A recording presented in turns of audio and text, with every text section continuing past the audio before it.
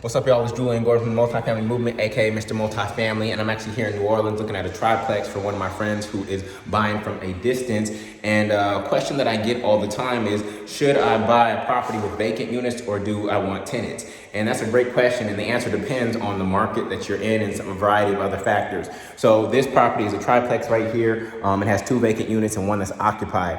When you buy a property that has existing tenants, right, you will start immediately cash flowing. If you bought right, you should immediately start cash flowing the moment that you get the keys. You'll get the prorated rents when you close, and so you'll immediately be having money coming into your pocket right away if you buy a property that has existing tenants in it. Now, if you're going to move into that property because you're using FHA, VA, or NACA, then you typically want 1 unit that is vacant. You typically have about 60 days to move into that property in alignment with the contract that you signed.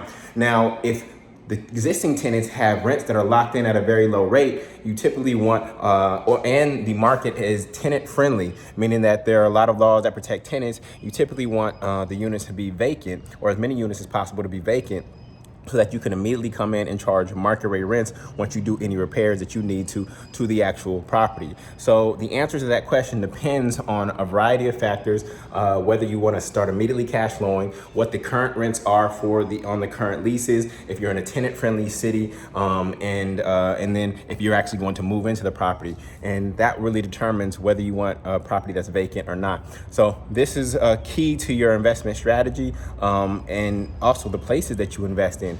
There are some places that are hard to go into because the rents are locked in at a very low rate. So for instance, in Oakland, it's very difficult to buy in California right now because the landlords or the owners want prices that are way up here, but their rents are locked in at a very low rate. And as a result, this is what happens when a landlord has not increased rents over time, okay, ethically, okay? We only increase rents according to the consumer pricing index, not just to get people out.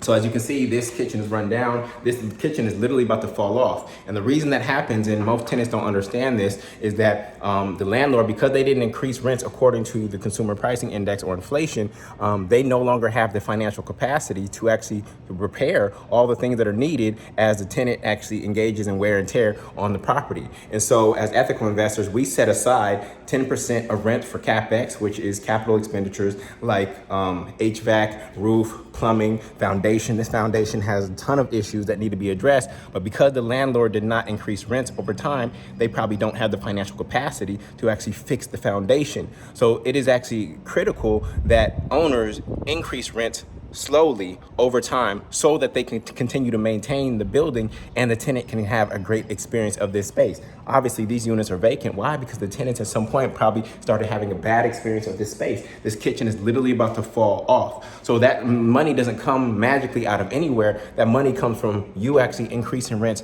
over time, ethically, according to the consumer pricing index or inflation, so that you can continue to preserve the structural integrity of the building and provide quality, affordable housing for folks who need it, all right, and who aren't in position to buy their own property yet, all right?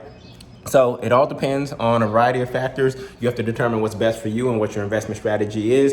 Look at what you're looking for, the return you're seeking to get, what your plan is for that property, and that'll determine if you actually want vacant units or the units to be filled. All right. So if you want to learn how to play this game, go to multifamilymasterplan.com. Again, that's multifamilymasterplan.com. I'll show you how to find and finalize multifamily real estate deals just like this one. All right. Much love, y'all. Peace.